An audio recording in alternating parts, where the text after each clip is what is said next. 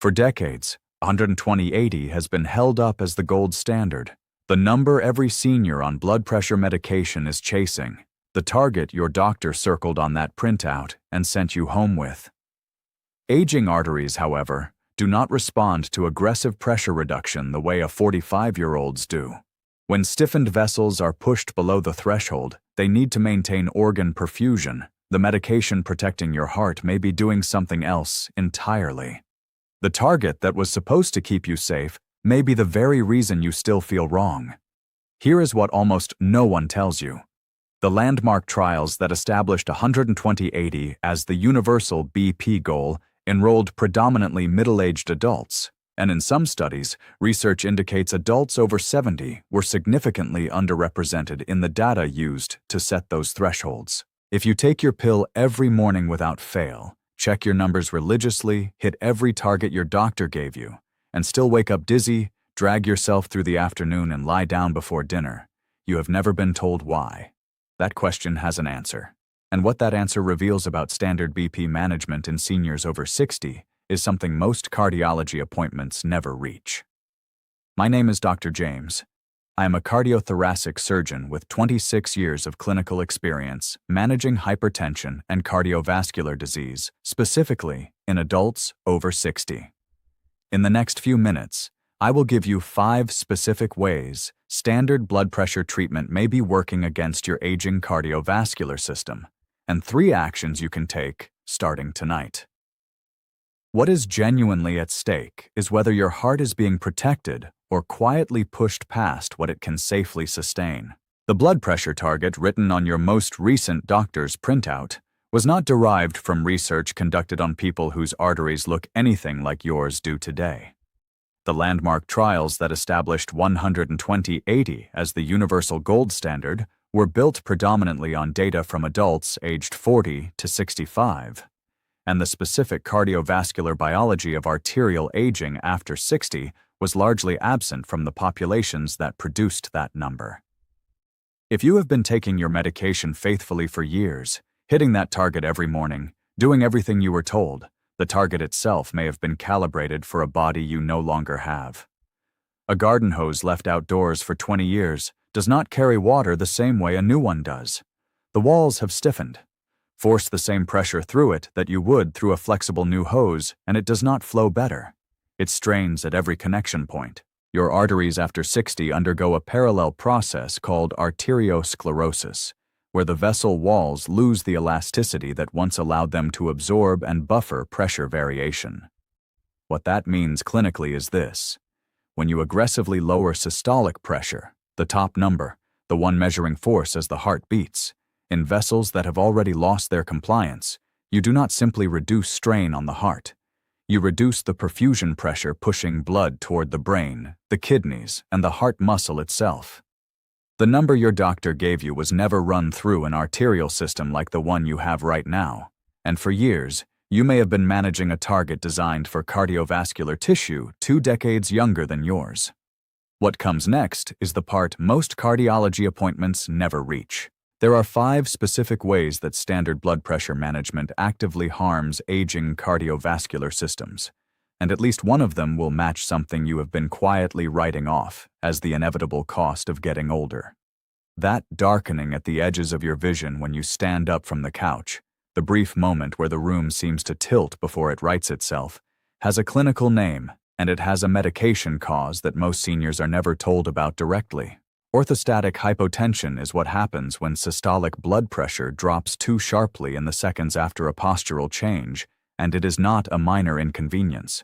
When your heart is working against an aggressive antihypertensive regimen, the baroreflex, the automatic mechanism your body uses to maintain blood flow to the brain when you shift from lying to standing, can no longer compensate fast enough. In seniors on multi-drug regimens targeting 120/80, research published in the direction of the Journal of the American Geriatric Society indicates that the gap between lying and standing systolic readings can exceed 20 millimeters of mercury. That is enough of a drop to place your brain briefly below safe perfusion levels every single time you rise from a chair. That is not aging. That is a measurable physiological consequence of a pressure target that was never benchmarked against what your vascular system actually requires to function safely in motion. Stopping medication abruptly is not the answer. Any adjustment to your antihypertensive regimen must happen under direct medical supervision. But at your next appointment, ask your doctor to measure your blood pressure both lying down and standing. That single data point will tell you whether orthostatic drops are happening in your body right now. Dizziness is the symptom that gets the most attention. What almost no one discusses is the consequence happening in the brain silently, with no dizziness, no warning, and no obvious signal at all. Reduced cerebral blood flow does not always announce itself with lightheadedness. In seniors on aggressive antihypertensive regimens, the subtler presentation is brain fog on waking, a half-second pause before a familiar word arrives, a slowness in recall that feels embarrassingly new. These are symptoms routinely attributed to age. They may not be. The aging brain loses a critical capacity called cerebral autoregulation, the mechanism that maintains constant blood flow across a wide range of systemic pressures. In younger adults, the brain can compensate when systolic drops. In adults over 70, research suggests that capacity diminishes significantly, and when systolic is consistently held below 120, sustained periods of low cerebral perfusion have been associated directionally in some studies with accelerated cognitive changes. Publications from neurocardiology and stroke medicine have pointed toward this association with increasing consistency over the past decade. Before the clinical caution here, a genuine question, and one worth pausing for. What BP target did your doctor give you, and have you been noticing memory fog, slower word retrieval, or a mental heaviness you have been attributing to age? Leave your experience in the comments. Not just the number, what you actually notice in your daily life. The pattern you describe may help someone else in this community recognize something they have been dismissing for years. Cognitive symptoms connected to blood pressure management deserve a direct conversation with your physician. Not self-adjustment of any medication, but they deserve to be named and they deserve to be taken seriously. Items 1 and 2 are about what standard BP treatment does to the brain. Item 3 is about what it does to the kidneys, and it begins with a patient I need to tell you about. Gerald was 73 years old and had managed his blood pressure with a precision most cardiologists would consider exemplary. For 4 years, his readings had held consistently at 118/76. His cardiologist praised those numbers at every visit. What Gerald was also experiencing during those 4 years, near falls getting up in the night, a persistent lightheadedness stepping out of the car, and a slow climb in his creatinine levels that appeared in his blood work, was being attributed to his age and to a separate prostate medication. It was not until Gerald was referred for a cardiothoracic consultation that the actual pattern became clear. His antihypertensive regimen had driven his systolic low enough and consistently enough that his renal arteries were no longer receiving sufficient perfusion pressure. His kidneys were being slowly starved of blood flow by the medication prescribed to protect them. The symptoms you have been attributing to getting older, the fatigue, the dizziness, the sense that something is quietly wrong, may have had a specific, measurable, medication-related cause that no one connected for you. And this brings us directly to the question planted at the beginning of this video. What is the correct blood pressure target for someone your age? Research suggests that for adults over 70 with arterial stiffness, a systolic target in the range of 130 to 140 millimeters of mercury may be more protective of end organ perfusion than aggressive targets below 120. That is not a universal prescription. It is an individualized conversation that should happen with your specific kidney function data, your cardiovascular history, and your current medication load on the table. Your blood pressure right now may be hitting a number that looks excellent on paper, while the organs that number was meant to protect are working against diminishing supply. The biological mechanism is direct. The kidneys depend on a threshold of perfusion pressure to maintain glomerular filtration, the process through which waste is cleared and fluid balance is regulated. When antihypertensive therapy consistently holds systolic below the level aging renal vasculature requires to sustain that filtration, the glomerular filtration rate can decline. Research from nephrology and cardiology publications, including work aligned with the American Heart Association and National Kidney Foundation, has examined the relationship between aggressive BP lowering in seniors with existing arterial stiffness and accelerated renal function changes. The findings are not reassuring for the 120/80 target applied uniformly across age groups. Kidney function should be monitored through routine blood work throughout any antihypertensive regimen. If your creatinine levels and glomerular filtration rate have not been discussed explicitly at a recent appointment, that is a specific question worth raising by name. Items 1 through 3 concern what the wrong pressure target does to organ perfusion. Item 4 concerns what is happening inside the medication itself, and this one changes the conversation completely. Water pills.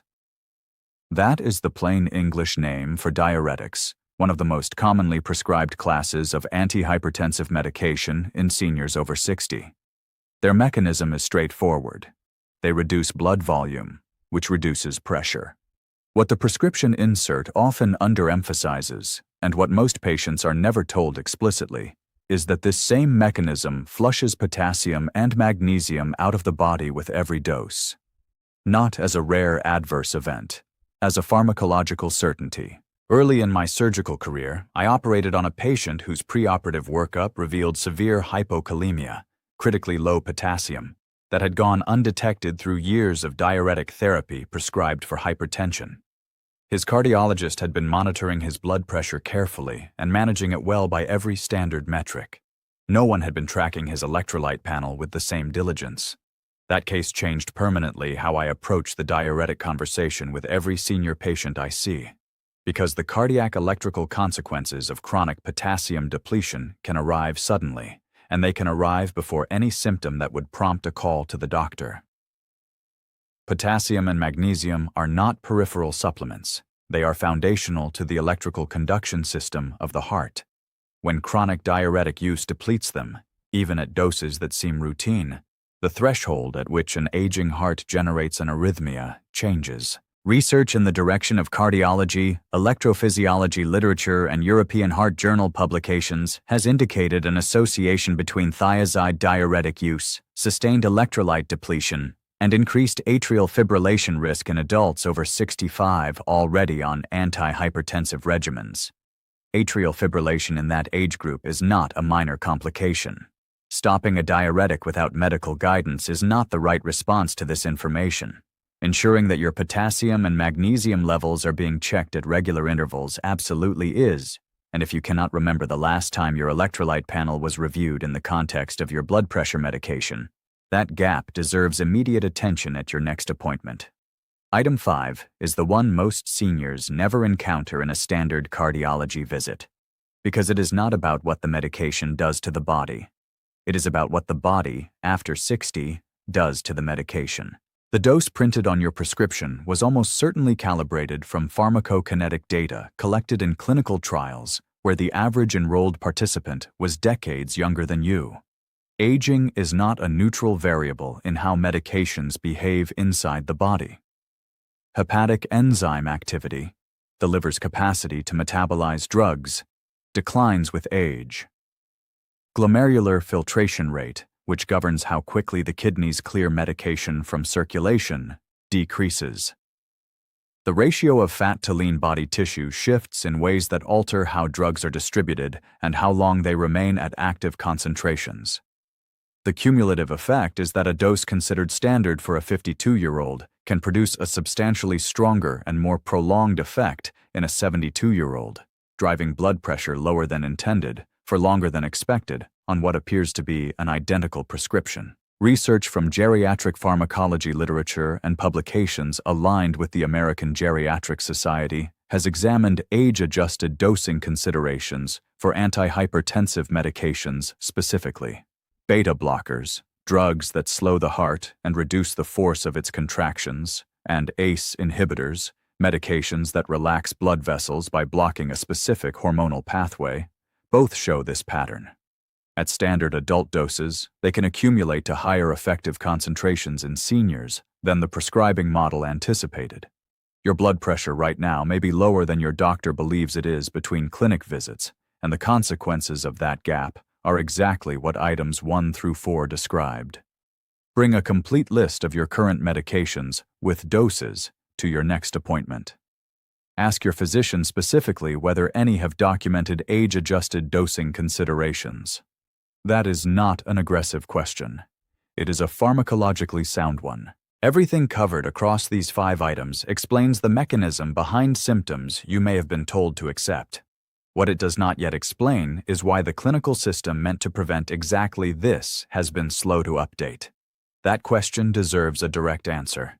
If your doctor completed medical school, a residency, and years of clinical practice managing hypertension, it is entirely reasonable to sit with this thought. Surely, they would know if the target they gave me was wrong for my age. That is not naive. That is the reasonable expectation of someone who extended genuine trust. Here is what that trust was up against. Clinical guidelines are not revised by individual physicians. They are produced by committees, embedded into medical education curricula, adopted as standard of care across health systems, and inherited by every doctor trained within those systems. When the foundational research that produced those guidelines enrolled populations that significantly underrepresented adults over 70, as some of the trials establishing the 120/80 universal target did, every physician trained on those guidelines absorbed that gap as an unexamined baseline. I have seen this in my own field. In cardiothoracic surgery, the evolution of BP targets for postoperative seniors has lagged years behind what the tissue we operate on actually reveals. The guidelines catch up, but the lag has consequences for real patients managing their blood pressure right now. Your doctor is not the source of the problem. The inherited standard is.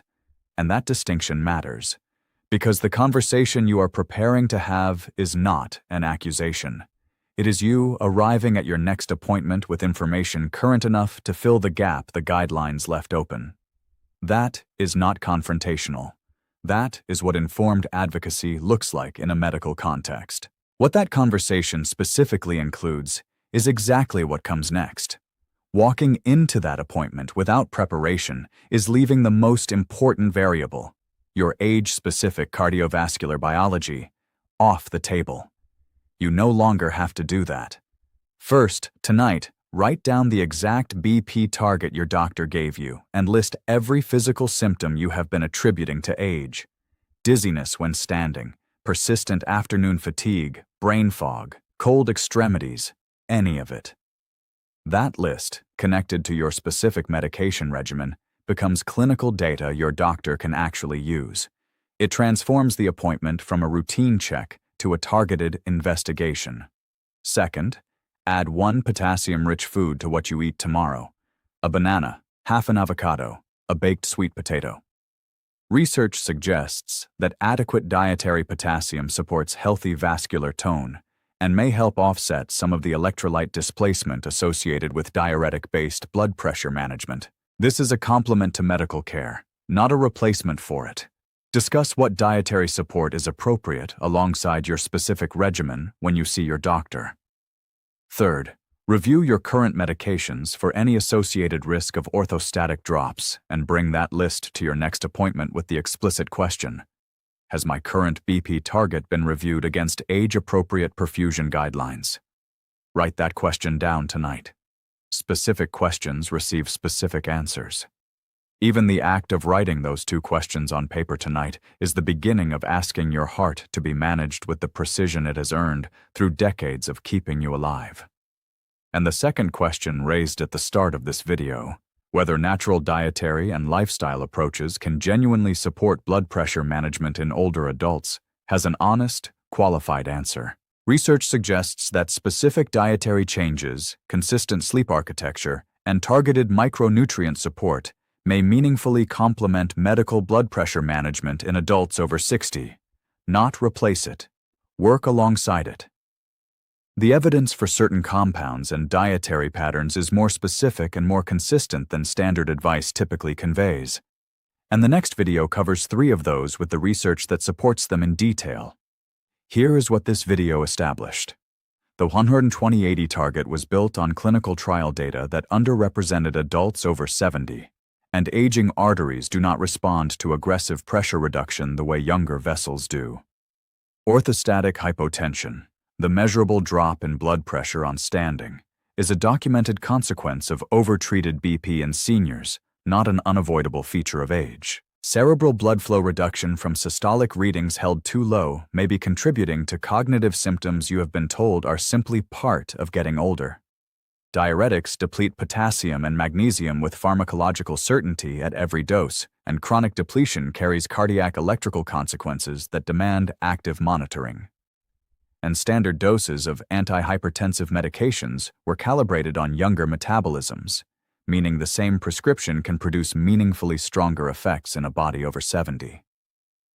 What BP target is written on your most recent medical paperwork? And after everything covered here, is there a specific question about age-appropriate targets you are now planning to bring to your next appointment? Leave it in the comments. What you share may give someone else in this community the exact words they have been searching for to start that conversation themselves. If someone in your life takes a blood pressure pill every single morning and has never once been told that the target they are working toward may not have been calibrated for their age, send this to them. Not as general health content, as a specific, quiet act of looking out for a person whose cardiovascular system deserves better information than it has been given. The next video covers 3 natural compounds that research suggests may meaningfully support healthy blood pressure in seniors. And the specificity of those findings goes well beyond what standard dietary advice has likely offered you before. Subscribe so you do not miss it. Raising one informed question at your next appointment is not friction in the doctor-patient relationship. It is the most direct expression of care you can extend to your own heart. Dr. James will be back with more of what the published research actually says. Take care of your cardiovascular health today.